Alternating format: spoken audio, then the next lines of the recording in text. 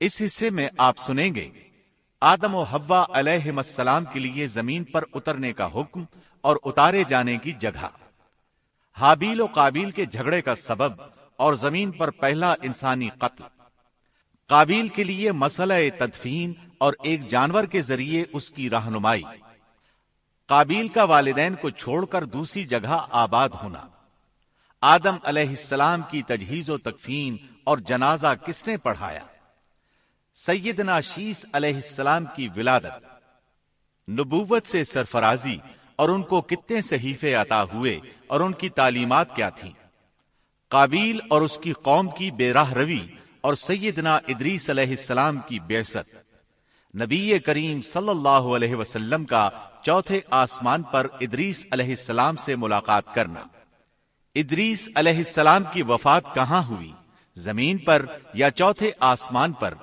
حقائق کی روشنی میں مفصل اور جامع تذکرہ۔ تو آئیے سنتے ہیں دارالسلام اسٹوڈیو لاہور پاکستان سے قصص الانبیاء کا تیسرا حصہ، فساد کی ابتدا۔ پیشکش محمد طارق شاہد۔ اللہ کا حکم ہوا، قال اهبطوا، جنت سے اتر جاؤ۔ مزید فرمایا، بعضكم لبعض عدو وَلَكُمْ فِي الْأَرْضِ مُسْتَقَرٌّ وَمَتَاعٌ إِلَىٰ حِينٍ۔ تم آپس میں ایک دوسرے کے دشمن ہوگے اور تمہارے واسطے زمین میں رہنے کی جگہ ہے اور ایک وقت تک نفع حاصل کرنا ہے۔ اللہ نے مزید فرمایا، قال فيها تحيون وفيها تموتون ومنها تخرجون۔ فرمایا تم وہیں زندگی بسر کرو گے اور وہیں مرو گے اور وہیں سے دوبارہ نکالے جاؤ گے۔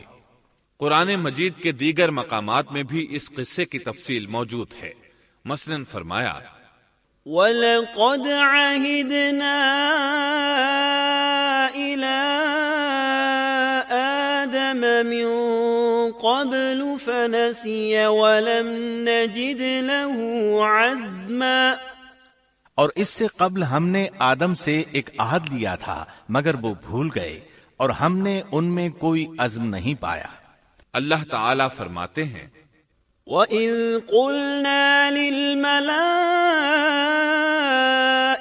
اسْجُدُوا لِآدَمَ فَسَجَدُوا إِلَّا إِبْلِيسَ أَبَى فَقُلْنَا يَا آدَمُ إِنَّ هَذَا عَدُوٌّ لَكَ وَلِزَوْجِكَ فَلَا يُخْرِجَنَّكُمَا مِنَ الْجَنَّةِ فَتَشْقَىٰ إِنَّ لَكَ أَلَّا تَجُوعَ فِيهَا وَلَا تَعْرَىٰ وَأَنَّكَ لَا تَظْمَأُ فِيهَا وَلَا تَضْحَىٰ فوسوس إليه الشيطان قال يا آدم هل أدلك على شجرة الخلد وملك لا يبلى۔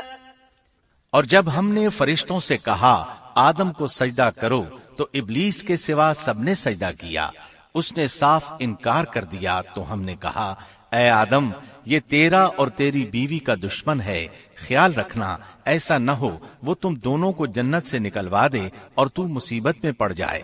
یہاں تو تجھے یہ آرام ہے کہ نہ تو بھوکا ہوتا ہے اور نہ ننگا، اور نہ تو یہاں پیاسا ہوتا ہے اور نہ دھوپ سے تکلیف اٹھاتا ہے۔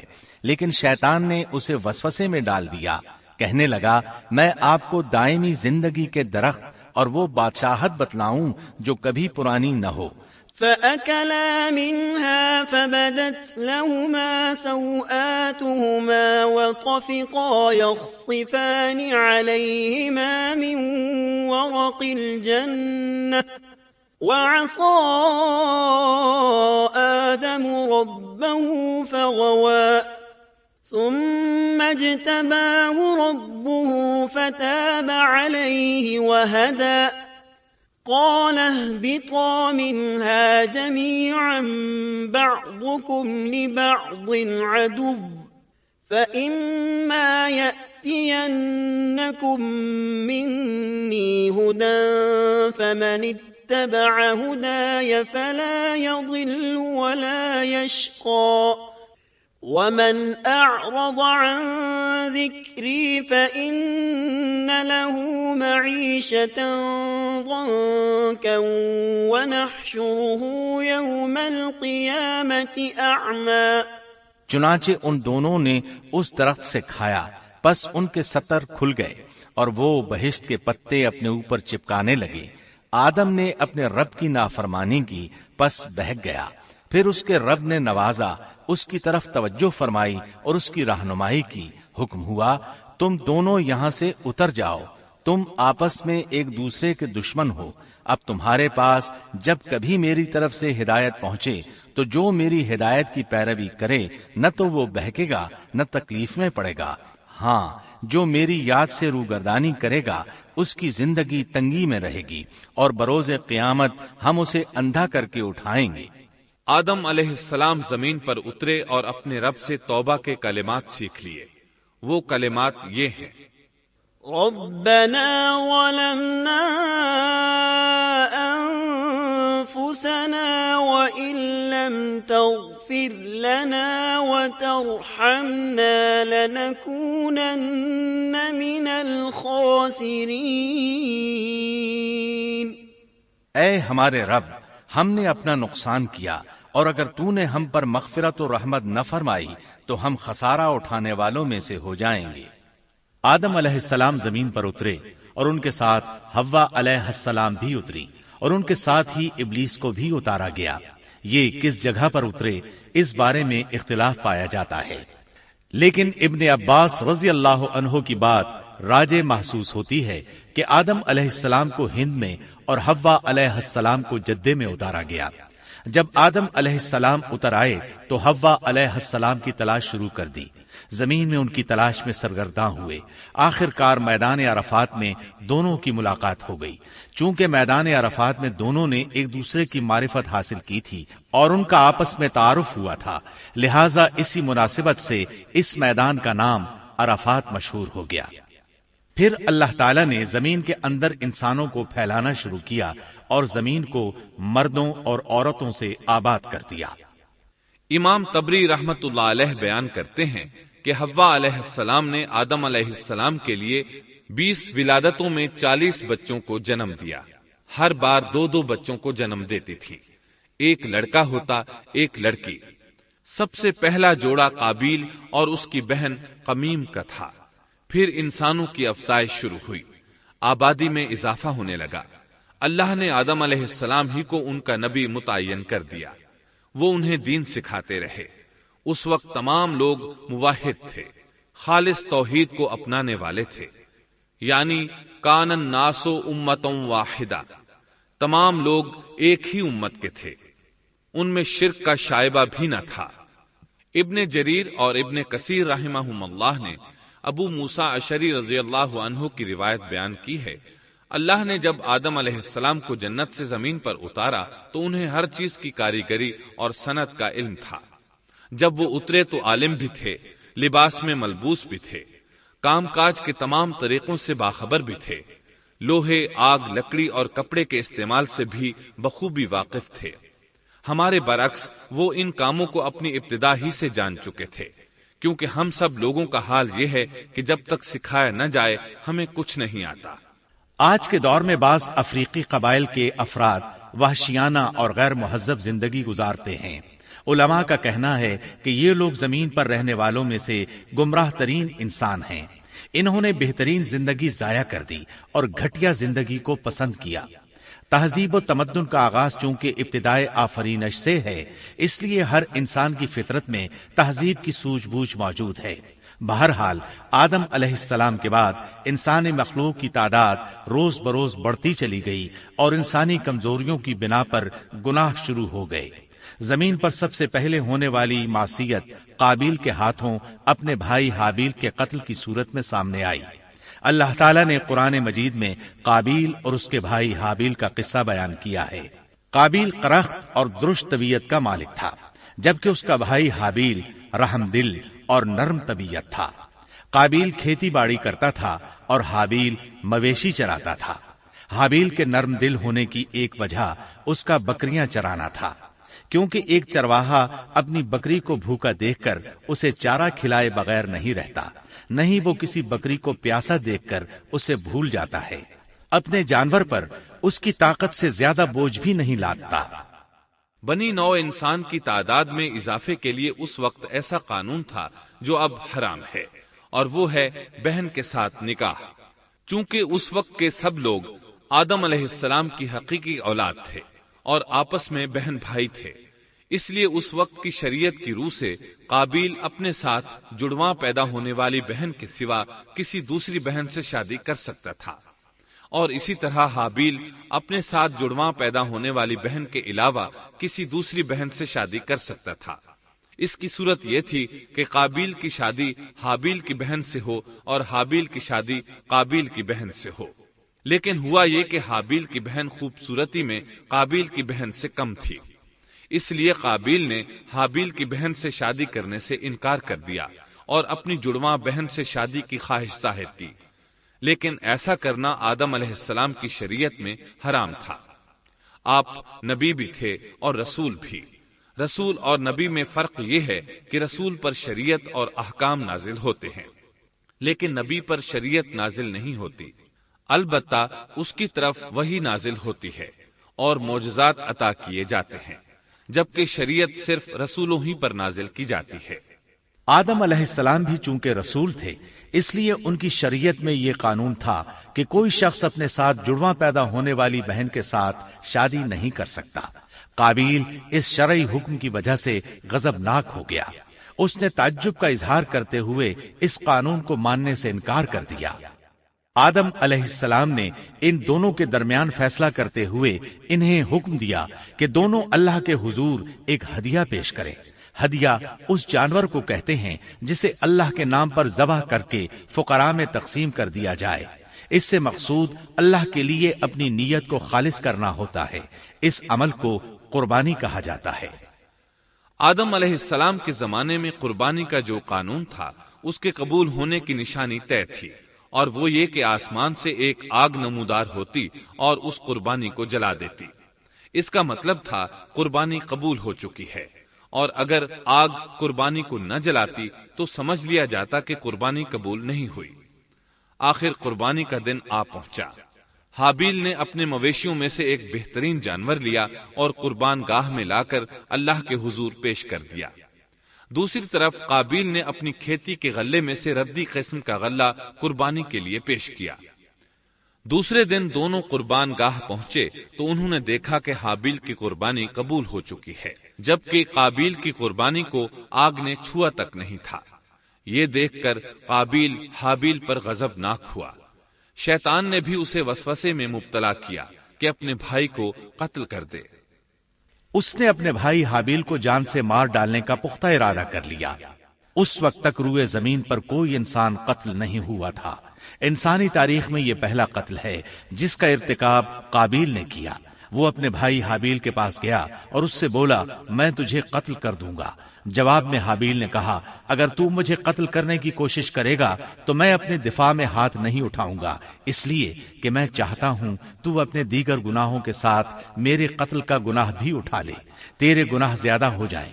چنانچہ ایک تاریک رات میں حابیل سویا ہوا تھا کہ قابیل ایک بڑا سا پتھر اٹھا کر اس کے پاس آیا۔ اس نے وہ پتھر اپنے بھائی کے سر پر دے مارا۔ اس طرح اس نے حابیل کو قتل کر دیا۔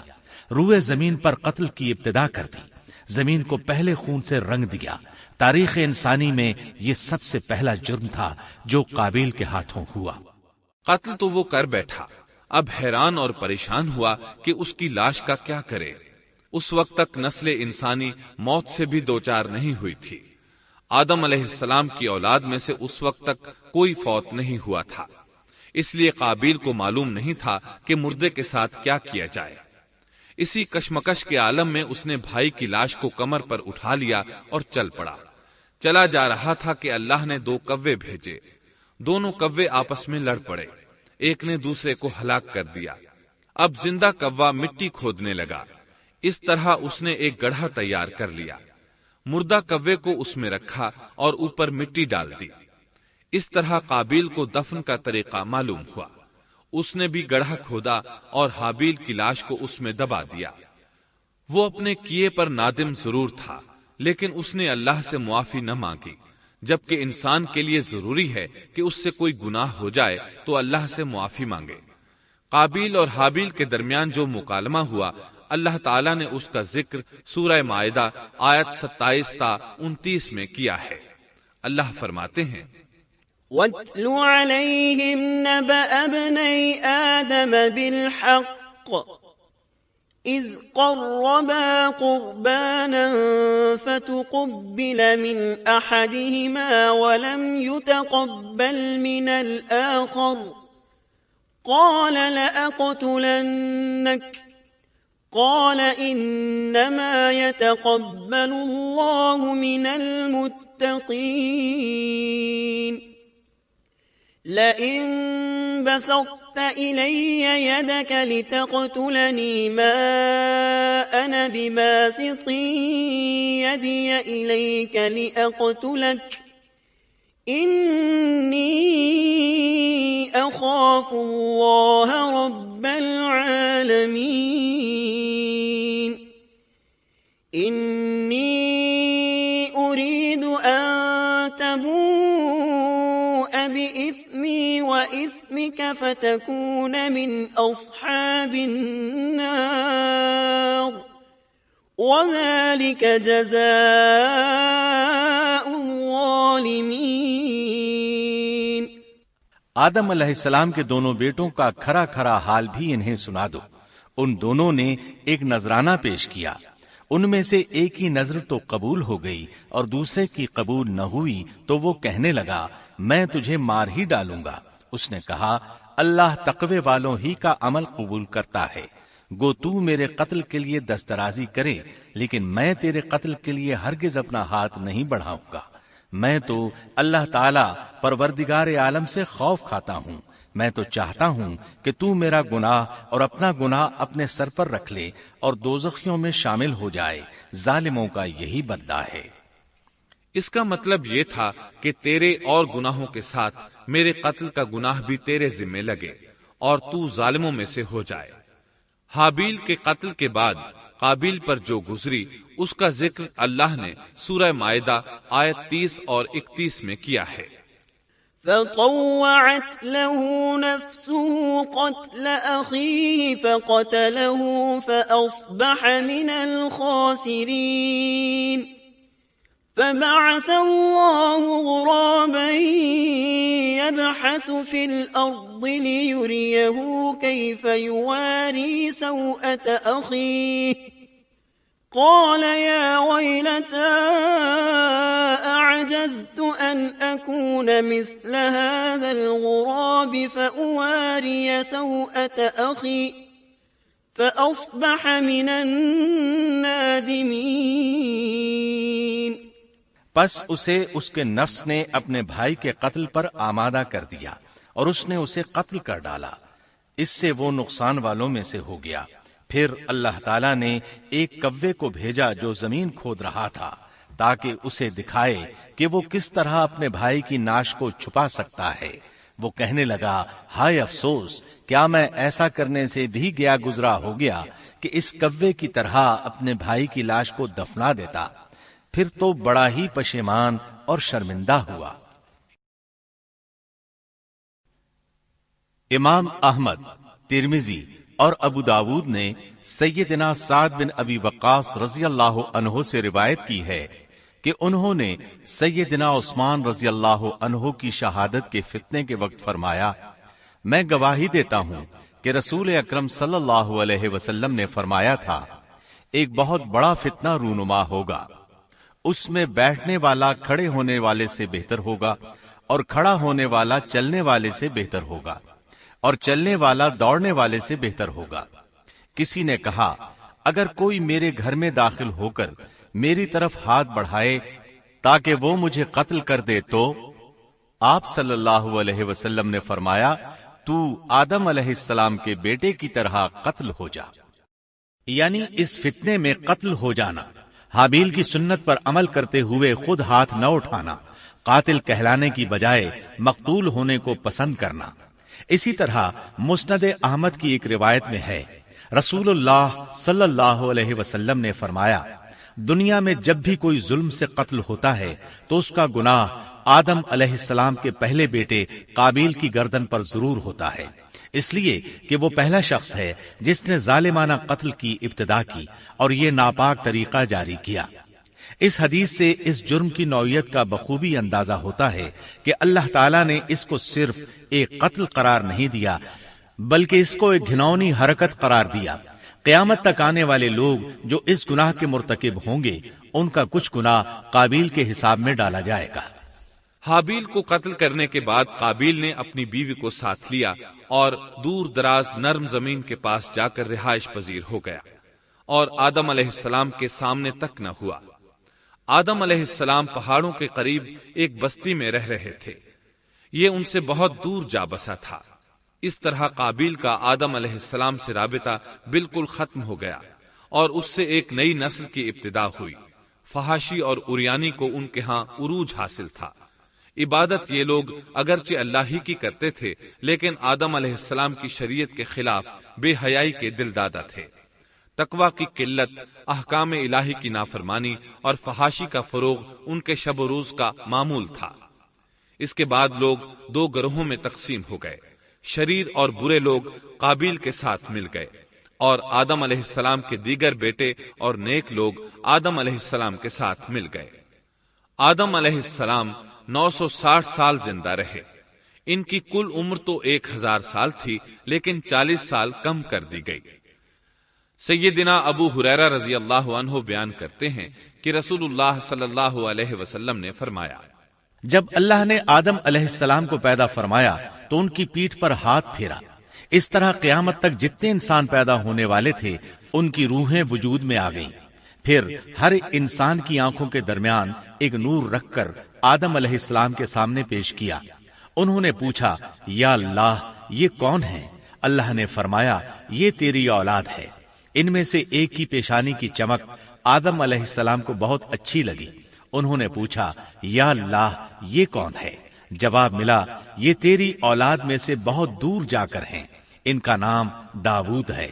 پوچھا، ان کی عمر کتنی ہے؟ فرمایا 60 سال۔ آدم علیہ السلام کہنے لگے، یا اللہ 40 سال میری عمر میں سے ان کی عمر میں شامل کر دے۔ اس سلسلے میں دوسری روایت یوں آئی ہے، جب آدم علیہ السلام کی روح قبض کرنے کے لیے فرشتہ آیا تو وہ کہنے لگے، میری عمر میں تو ابھی 40 سال باقی ہیں۔ اس وقت ان کی عمر 960 سال تھی۔ انبیاء اپنی عمر سے واقف ہوتے ہیں۔ فرشتے نے کہا، کیا آپ کو یاد نہیں آپ نے اپنی عمر کے 40 سال اپنی اولاد داؤد کو ہبہ کر دیے تھے؟ رسول اللہ صلی اللہ علیہ وسلم نے فرمایا، چونکہ آدم علیہ السلام نے انکار کیا تو ان کی اولاد بھی انکار کی عادی ہے۔ آدم علیہ السلام خود بھول گئے، ان کی اولاد بھی بھولتی ہے۔ آدم علیہ السلام نے خطا کی، ان کی اولاد بھی خطا کرتی ہے۔ حابیل کے قتل کے بعد اللہ تعالیٰ نے آدم اور حوا علیہم السلام کو اس کا نعم البدل عطا کیا۔ اس کا نام انہوں نے شیس رکھا۔ شیس کا مطلب ہے اللہ کا دیا ہوا تحفہ۔ حابیل کے قتل پر آدم اور حوا علیہم السلام دونوں بہت غمگین ہوئے، اس لیے اللہ نے بدلے میں انہیں شیس علیہ السلام عطا فرمائے۔ سیدنا ابو ذر غفاری رضی اللہ عنہ سے مروی ایک صحیح حدیث میں ہے کہ رسول اللہ صلی اللہ علیہ وسلم نے فرمایا، اللہ تعالیٰ نے 104 صحیفے نازل فرمائے، ان میں سے 50 صحیفے شیس علیہ السلام پر نازل ہوئے۔ ان صحیفوں میں ایسے قوانین، اصول اور ضابطے تھے جن سے انسانیت کی زندگی منظم ہوتی ہے۔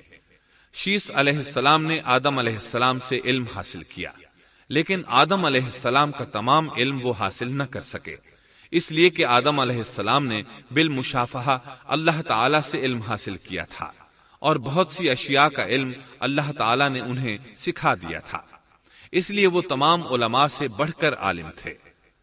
شیس علیہ السلام نے آدم علیہ السلام سے علوم سیکھ کر لوگوں کو سکھائے. لوگوں نے ان سے مختلف علوم، فنون اور پیشے سیکھے. انہیں شہروں میں رہنے سہنے کے بارے میں تعلیم دی.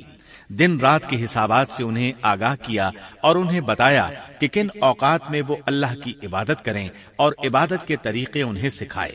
احادیث میں اس کی وضاحت ملتی ہے. امام احمد رحمت اللہ علیہ بیان کرتے ہیں کہ ابو زمعہ سعدی کہتے ہیں کہ انہوں نے مدینے میں ایک شیخ کو لوگوں سے کلام کرتے دیکھا تو ان کے متعلق پوچھا، یہ کون شخص ہے؟ لوگوں نے بتایا کہ یہ ابی بن کعب رضی اللہ عنہ ہیں. بڑے صحابہ میں ان کا شمار ہوتا ہے. تمام مسلمانوں سے بڑھ کر قرآن اور اس کی تفسیر کے عالم ہیں. ابو زمعہ فرماتے ہیں کہ ابی بن کعب رضی اللہ عنہ اس وقت یہ واقعہ بیان کر رہے تھے کہ جب آدم علیہ السلام کی وفات کا وقت قریب آیا تو انہوں نے اپنے بیٹوں سے فرمایا، میرا جنت کے پھل کھانے کو جی چاہتا ہے. جنت کے پھل دنیاوی پھلوں جیسے ہی ہوتے ہیں. سیب، انار، انگور یہ سب جنت میں موجود تھے. جنت کے اور دنیا کے پھلوں میں فرق یہ ہے کہ دنیاوی پھل بدبودار ہو جاتے ہیں جبکہ جنتی پھل کبھی بدبودار نہیں ہوتے. اسی طرح دنیاوی پھلوں کا ذائقہ عارضی ہوتا ہے جبکہ جنتی پھلوں کا ذائقہ ہمیشہ برقرار رہتا ہے. اس لیے آدم علیہ السلام نے چاہا کہ وہ جنت کے پھل کھائیں. چنانچہ ان کے بیٹے تلاش میں نکل گئے. انہوں نے اپنے ساتھ کلہاڑے، کدالیں اور ٹوکریاں لے لی. راستے میں انہیں فرشتے ملے.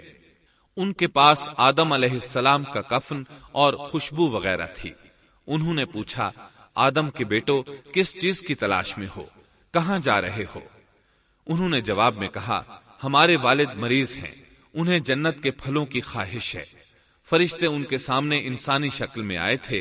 ان کی بات سن کر بولے، واپس جاؤ، تمہارے والد فوت ہونے کے قریب ہیں. اب ان میں اتنی طاقت نہیں رہی کہ پھل کھا سکیں. جب فرشتے آدم علیہ السلام کی روح قبض کرنے کے لیے آئے تو حوا علیہ السلام نے انہیں پہچان لیا. وہ بلند آواز سے آدم علیہ السلام کو پکارنے لگی. ان کے ساتھ چمڑ گئیں. آدم علیہ السلام بولے، مجھ سے الگ ہو جاؤ. پہلے بھی مجھے تمہاری وجہ سے مصیبت پہنچی تھی. میرے اور میرے رب کے فرشتوں کے درمیان سے ہٹ جاؤ. پھر فرشتوں نے آدم علیہ السلام کی روح قبض کی. انہیں غسل دیا، کفن پہنایا، خوشبو لگائی، آپ کی قبر کھودی. پھر انہوں نے آدم علیہ السلام کی نماز جنازہ ادا کی. اس کے بعد انہیں قبر میں اتارا، پھر اوپر مٹی ڈال دی اور بولے، آدم کے بیٹو، تمہارے لیے یہی طریقہ ہے. اس وقت تک لوگ کفن دفن کے احکامات سے واقف نہیں تھے. انہیں علم نہ تھا کہ قابیل نے اپنے بھائی کو کیسے دفن کیا تھا. اس لیے فرشتوں کو بھیجا گیا تاکہ تدفین کا طریقہ بتا دیں. تو اس طرح انسان کو دفن کرنے کا طریقہ معلوم ہوا جو فرشتے لے کر آئے تھے. آدم علیہ السلام نے اپنی 960 سال کی مکمل زندگی میں سوائے اس درخت کا پھل کھانے کے اور کوئی خطا نہیں کی. یہ تھا ہمارے باپ سیدنا آدم علیہ السلام کا اسوہ اور سیرت طیبہ کا حال. آپ کی وفات کے 1 سال بعد حوا علیہ السلام بھی وفات پا گئیں. آدم علیہ السلام کی وفات کے بعد ان کے بیٹے شیس علیہ السلام نے ان کی ذمہ داریاں سنبھال لی. اب تبلیغ کا کام انہیں کرنا تھا. ادھر قابیل جو نرم زمین میں جا آباد ہوا تھا، اس کی اولاد نے فتنہ و فساد اور سرکشی کی زندگی اختیار کی. انہوں نے قتل و غارت گری کا بازار گرم کر دیا. یہ لوگ آدم علیہ السلام کی قوم کے پاس سے گزرتے تو وہاں بھی فساد مچاتے. ابن عباس رضی اللہ عنہما سورۃ الاحزاب آیت 33 کی تفسیر کرتے ہوئے فرماتے ہیں، وَلَا تَبَرَّجْنَ تَبَرُّجَ الْجَاهِلِيَّةِ الْأُولَى، پرانے زمانے کی جاہلیت کی طرح اپنے بناؤ کا اظہار نہ کیا کرو. اس وقت 2 نسلیں آباد تھیں، ایک پہاڑ پر اور دوسری نرم زمین پر. پہاڑوں کے مرد خوش شکل تھے، عورتیں سیاہ فام تھیں، جبکہ زمین والوں کی عورتیں خوبصورت تھیں اور مردوں کے رنگ سانولے تھے. اب ابلیس نے اپنا کام شروع کیا. وہ انسانی شکل میں نرم زمین والوں کے پاس آیا اور ایک شخص کا غلام بن کر رہنے لگا. پھر اس نے بانسری شکل کی ایک چیز ایجاد کی اور اس کو بجانے لگا. لوگ اس آواز پر لٹو ہو گئے. اس کے گرد بھیڑ لگا کر سننے لگے. پھر ایک دن میلے کا مقرر ہو گیا، اس میں ہزارہا مرد اور عورتیں جمع ہونے لگے۔ اتفاق سے وہاں ایک دن ایک پہاڑی آدمی بھی آ گیا۔ اس نے میدانی عورتوں کے حسن و جمال کو دیکھا۔ اس نے اپنے قبیلے والوں سے ان کے حسن و جمال کا ذکر کیا۔ اب وہاں کے لوگ کثرت سے میدانی علاقے میں آنے لگے۔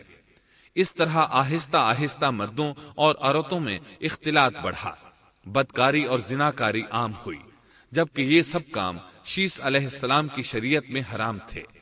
یہ سب بیان کرنے کے بعد ابن عباس رضی اللہ عنہما کہتے ہیں، اللہ تعالیٰ کے قول وَلَا تَبَرَّجْنَ تَبَرُّجَ الْجَاهِلِيَّةِ الْأُولَى کی یہی تفسیر ہے، اور قدیم جاہلیت سے یہی مراد ہے، کیونکہ ان لوگوں نے زمین میں ایک عظیم فساد اور انتشار برپا کر رکھا تھا۔ شیس علیہ السلام اپنی قوم کے لوگوں کو سمجھاتے رہے کہ وہ ان شریر اور فسادی لوگوں کے ساتھ میل جول نہ رکھیں، لیکن شیطان مسلسل انہیں ورغلاتا رہا، یہاں تک کہ شیس علیہ السلام کے ساتھ بہت تھوڑے لوگ رہ گئے اور قابیل کی قوم میں بہت اضافہ ہو گیا۔ لوگ یوں ہی زندگی بسر کرتے رہے، یہاں تک کہ اللہ تعالیٰ نے ان میں ادریس علیہ السلام کو مبعوث فرمایا۔ چنانچہ اب ہم آپ کو ادریس علیہ السلام کے بارے میں بتاتے ہیں۔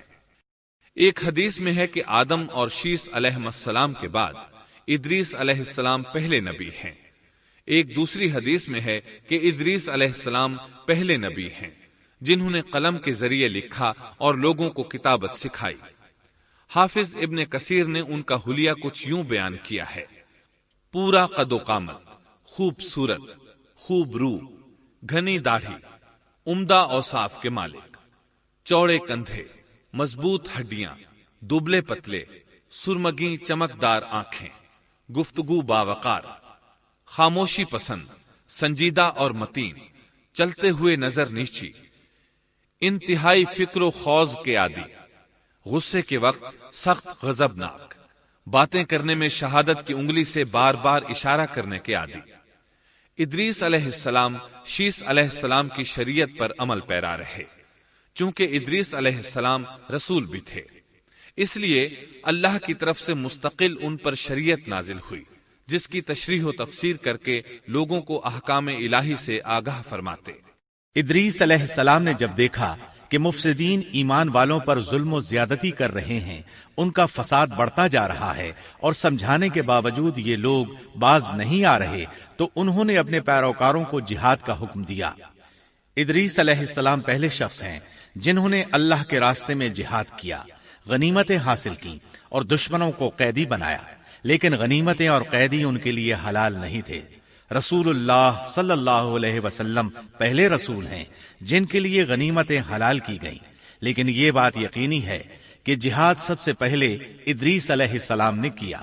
انہوں نے جہاد کے لیے سب سے پہلے ایک لشکر تیار کیا، پھر اس لشکر کو 2 حصوں میں تقسیم کیا۔ ایک حصہ پیادوں پر مشتمل تھا، دوسرا سواروں پر۔ چنانچہ بھرپور تیاری کے بعد ادریس علیہ السلام نے قابیل کی قوم پر چڑھائی کر دی۔ حق و باطل کے درمیان زبردست مارکے ہوئے۔ آخرکار ادریس علیہ السلام نے انہیں گھٹنے ٹیکنے پر مجبور کر دیا، ان کا بہت سا مال و اسباب لوٹ لیا اور لوگوں کو قیدی بنا لیا۔ اللہ تعالیٰ نے ان تمام باتوں کا ذکر نہیں فرمایا، بلکہ اللہ نے ان کی سیرت کے بارے میں اپنی کتاب قرآن مجید میں اشارتاً ذکر فرمایا ہے۔ مثلا سورہ مریم آیات 56 اور 57 میں ارشاد ہوتا ہے: وَاذْكُرْ فِي الْكِتَابِ إِدْرِيسَ إِنَّهُ كَانَ صِدِّيقًا نَبِيًّا وَرَفَعْنَاهُ مَكَانًا عَلِيًّا۔ اور اس کتاب میں ادریس کا بھی ذکر کر، وہ بھی نیک کردار نبی تھے، ہم نے انہیں بلند مقام پر اٹھایا۔ ان کے بلند مرتبے کے بارے میں بخاری اور مسلم میں حدیث موجود ہے کہ نبی کریم صلی اللہ علیہ وسلم نے فرمایا، میں نے معراج کی رات 4تھے آسمان پر ادریس علیہ السلام سے ملاقات کی، وہ 4تھے آسمان پر بلند مقام پر فائز تھے۔ ابن جریر نے ایک روایت بیان کی ہے، وہ روایت اس بات کی وضاحت کرتی ہے کہ اللہ تعالیٰ کے ارشاد وَرَفَعْنَاهُ مَكَانًا عَلِيًّا سے کیا مراد ہے، اس کا کیا مفہوم ہے؟ ابن جریر کے علاوہ دیگر بڑے بڑے مفسرین اور مورخین نے بھی اس روایت کو ذکر کیا ہے، لیکن اس کی کوئی صحیح سند نہیں مل سکی۔ وہ روایت یہ ہے۔ ابن ابی حاتم وغیرہ نے اس روایت کو ہلال بن یسار سے بیان کیا ہے۔ وہ کہتے ہیں میری موجودگی میں ابن عباس رضی اللہ عنہما نے کعب رحمت اللہ علیہ سے پوچھا، کعب، ادریس علیہ السلام کے متعلق اللہ تعالیٰ کے اس قول وَرَفَعْنَاهُ مَكَانًا عَلِيًّا ہم نے انہیں بلند مقام پر اٹھا لیا کا کیا مطلب ہے؟ تو کعب رحمت اللہ علیہ نے جواب دیا، اللہ تعالیٰ نے ادریس علیہ السلام پر ایک مرتبہ یہ وحی نازل فرمائی، اے ادریس، تمام اہل دنیا جس قدر روزانہ نیک عمل کریں گے ان سب کے برابر میں تجھے ہر دن اجر دوں گا۔ ادریس علیہ السلام نے یہ سنا تو انہیں خواہش محسوس ہوئی کہ میرے اعمال میں روز افزوں اضافہ ہو، اس لیے عمر کا حصہ طویل ہو جائے تو اچھا ہے۔ انہوں نے وحی الہی اور اپنے اس خیال کو ایک رفیق فرشتے پر ظاہر کر کے کہا، اس معاملے میں موت کے فرشتے سے گفتگو کرو تاکہ میں نیک اعمال کا زیادہ سے زیادہ وقت حاصل کر سکوں۔ اس فرشتے نے جب یہ سنا تو ادریس علیہ السلام کو اپنے بازوؤں پر بٹھا کر لے اڑا۔ جب یہ چوتھے آسمان سے گزر رہے تھے تو موت کا فرشتہ زمین پر آنے کے لیے اتر رہا تھا، وہیں دونوں کی ملاقات ہو گئی۔ دوست فرشتے نے موت کے فرشتے سے ادریس علیہ السلام کے بارے میں گفتگو کی۔ موت کے فرشتے نے دریافت کیا، ادریس علیہ السلام کہاں ہیں؟ اس نے کہا، میری پشت پر۔ موت کا فرشتہ کہنے لگا، مجھے اللہ کی طرف سے یہ حکم ملا ہے کہ چوتھے آسمان پر ادریس علیہ السلام کی روح قبض کروں، اس لیے میں سخت حیرت میں تھا کہ یہ کیسے ممکن ہے، ادریس علیہ السلام تو زمین پر ہیں۔ چنانچہ موت کا فرشتہ ادریس علیہ السلام کے پاس آیا، ان سے اجازت طلب کی اور ان کی روح قبض کر لی۔ انبیاء کو یہ امتیاز حاصل ہے کہ فرشتہ ان کی اجازت کے بغیر ان کی روح قبض نہیں کر سکتا، اور رسول اللہ صلی اللہ علیہ وسلم کو تو یہ اختیار دیا گیا کہ آپ دنیا میں مزید رہنا پسند کریں تو رہ سکتے ہیں، یا پھر رفیق اعلیٰ کی رفاقت کو پسند کر لیں۔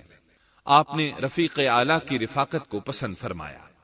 اس طرح ادریس علیہ السلام کی روح چوتھے آسمان پر قبض کی گئی۔ انہیں بھی عیسیٰ علیہ السلام کی طرح آسمان پر اٹھایا گیا۔ فرق یہ ہے کہ عیسیٰ علیہ السلام کی روح قبض نہیں کی گئی۔ یہ واقعہ نقل کر کے کعب رحمت اللہ علیہ فرماتے ہیں کہ اللہ تعالیٰ کے ارشاد وَرَفَعْنَاهُ مَكَانًا عَلِيًّا کی تفسیر یہی ہے، لیکن درست بات یہ ہے کہ یہ اسرائیلی روایت ہے۔ ادریس علیہ السلام کی وفات ہو گئی تو لوگ فساد میں اور بڑھ گئے، ان میں شر پھیل گیا، تاہم وہ توحید پر قائم رہے۔ بت پرستی کا ان میں کوئی شعور نہیں تھا۔ لوگ آدم علیہ السلام کی وفات کے 1000 سال بعد تک توحید پر قائم رہے۔ ان میں فسق و فجور ضرور تھا لیکن شرک نہیں تھا۔ اللہ تعالیٰ کے اس ارشاد كان الناس أمة واحدة دراصل لوگ ایک ہی امت تھے کا یہی مطلب ہے۔ سامعین محترم، ابھی آپ دارالسلام اسٹوڈیو لاہور پاکستان سے قصص الانبیاء کا تیسرا حصہ فساد کی ابتدا سن رہے تھے۔ قصص الانبیاء کے چوتھے حصے شرک کا آغاز میں آپ یہ سنیں گے، بت پرستی اور شرک کی ابتدا کب اور کیسے ہوئی، نوح علیہ السلام کا نام و نسب اور قرآن مجید میں تذکرہ، نوح علیہ السلام کی قوم کو دعوت توحید، قوم کی ہٹ دھرمی اور مومنین کا استہزاء، 950 سال کی بے مثال جد و جہد کے باوجود قوم کا عذاب پر اصرار، نوح علیہ السلام کی قوم کے خلاف بد دعا اور اللہ کی طرف سے کشتی بنانے کا حکم، تنور کا ابلنا اور طوفان کا برپا ہونا، نوح علیہ السلام کا بیٹے سے مکالمہ اور بیٹے کی غرقابی، طوفان کا تھمنا اور جودی پہاڑ پر کشتی کا رک جانا، نوح علیہ السلام اور ان کی قوم کو شکرانے کا حکم، نوح علیہ السلام کی اولاد کتنی تھی، طوفان کے بعد آپ کتنی دیر زندہ رہے اور کہاں فوت ہوئے؟